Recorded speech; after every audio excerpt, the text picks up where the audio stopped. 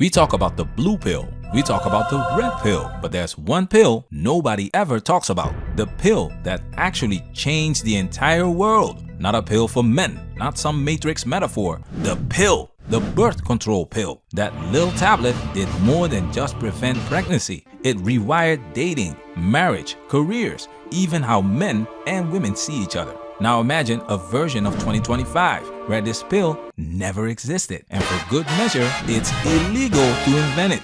No plan B, no oops button, no abortion clinics, no safety net at all. Sex comes with its natural consequences every single time. What would modern society look like? Would women make different choices? Would marriage make a comeback or collapse even harder? Let's find out. Ain't that a man? Life before the pill. Jack, please don't do that. Before 1960, life wasn't an endless baby shower. But let's just say, oops, babies were a lot more common. Couples had tools, sure, condoms that felt like wearing a raincoat in the shower, diaphragms and spermicides. Nothing says romance like stopping mid-makeout to wrestle with a piece of rubber and a jar of jelly.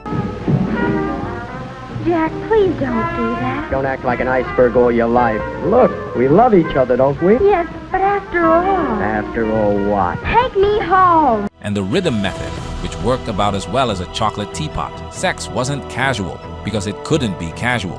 A single night with the wrong person could flip your entire future upside down. Imagine a 19-year-old in 1955. She's on a date, sitting in a Chevy Bel Air, and she knows one bad decision could lead to a wedding dress by spring. Families knew it, churches knew it, even your nosy neighbor Gladys knew it. Parents were strict because the consequences were real. This fear shaped everything. Women were cautious about who they dated. Men were careful about who they courted. Intimacy was strategic, not recreational. It wasn't just morality, it was math.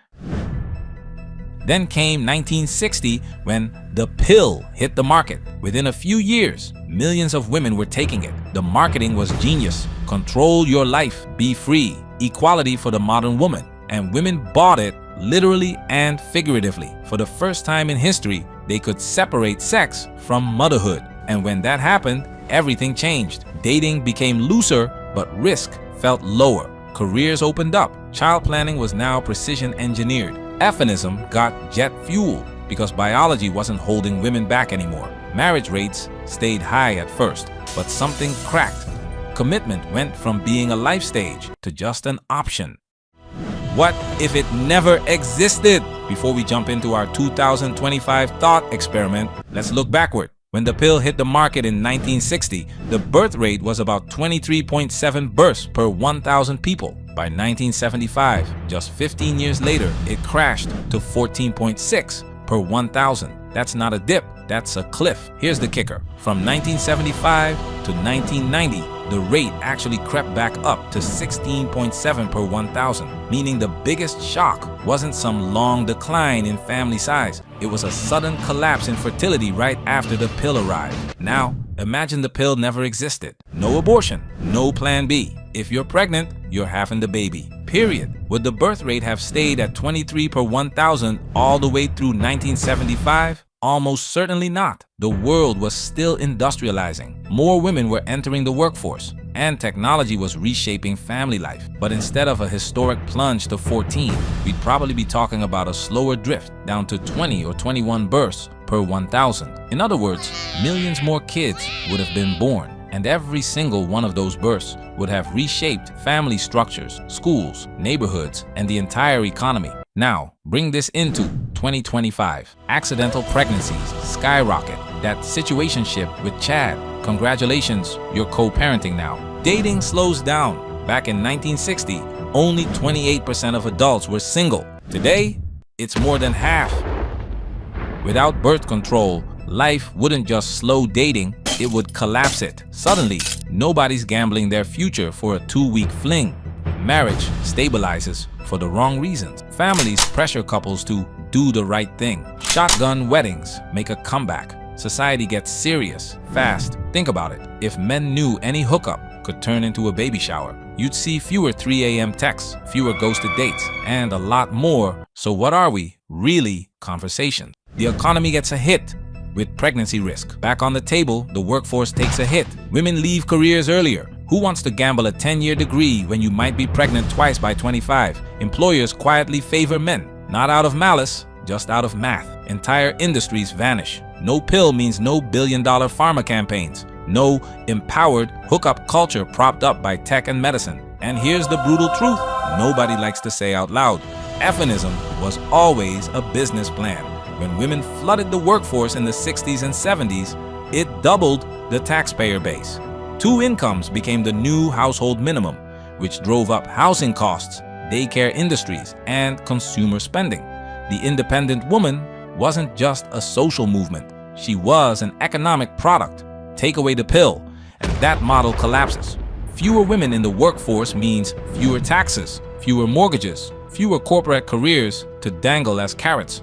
Wall Street wouldn't just feel this, it would get wrecked. Think of every product marketed around independent women in their 20s. Luxury handbags, bottomless brunch spots, fertility clinics, Bumble subscriptions. All of it shrinks because life timelines are no longer on pause. And here's the kicker. Your government didn't hand women the pill out of kindness.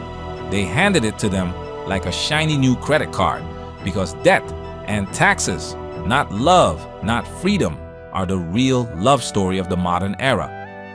The science we ignore. Here's something most people don't know. Women are naturally more attracted to masculine men when they're ovulating. Deeper voices, stronger jaws, broad shoulders, the classic alpha package. But here's the catch. The pill shuts that down by tricking the body into thinking it's already pregnant. And what happens when your biology thinks you're already taken care of? You stop craving the warrior and start craving the nice guy who won't rock the boat.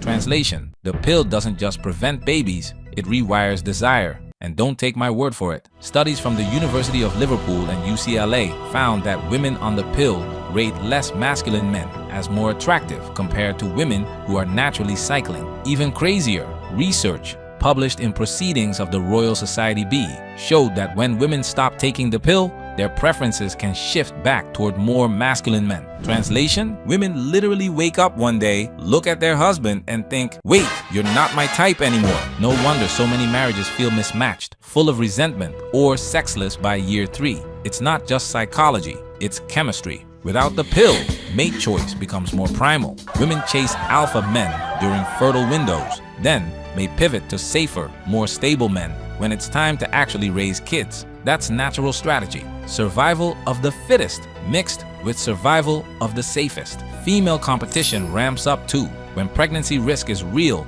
every choice counts. Who you date, who you sleep with, who you marry, it all matters more. No more swiping through 50 options on Tinder like ordering pizza. It's strategy, it's survival. And here's the brutal irony.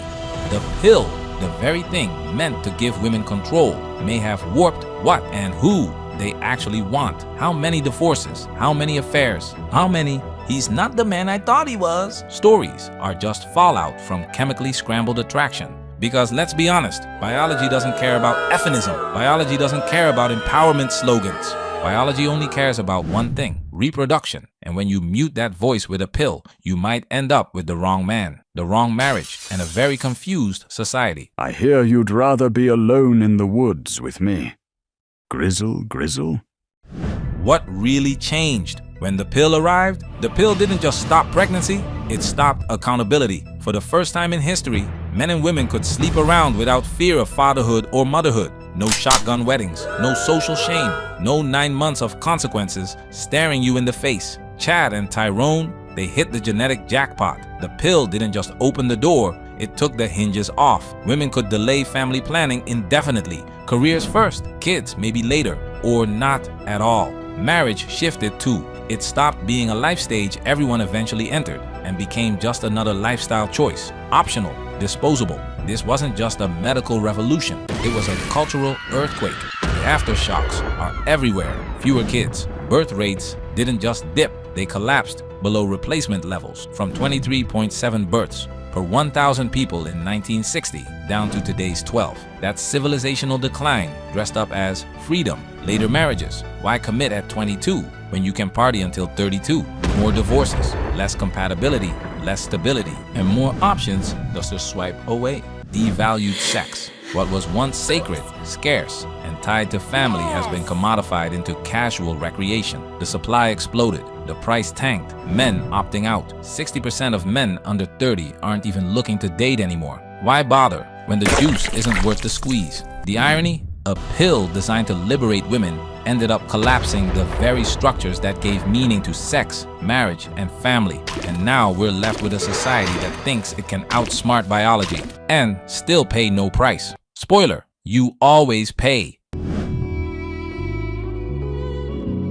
If the pill never existed, 2025 wouldn't look like today. It would look a lot like 1955, just with smartphones in our pockets. Relationships would be heavier, serious, the kind of thing you plan for, not swipe for. Marriage wouldn't be a punchline or a maybe someday. It would be the foundation again, practical, binding, and respected. And the I don't need a man narrative, dead on arrival. Because if biology is the law, then men and women can't afford to play pretend. That's the brutal truth. The pill didn't just give women freedom, it gave society an illusion that sex has no consequences, that families are optional, that nature can be hacked with a prescription. But illusions always break, and when they do, reality rushes back in, louder, harsher, and less forgiving than ever.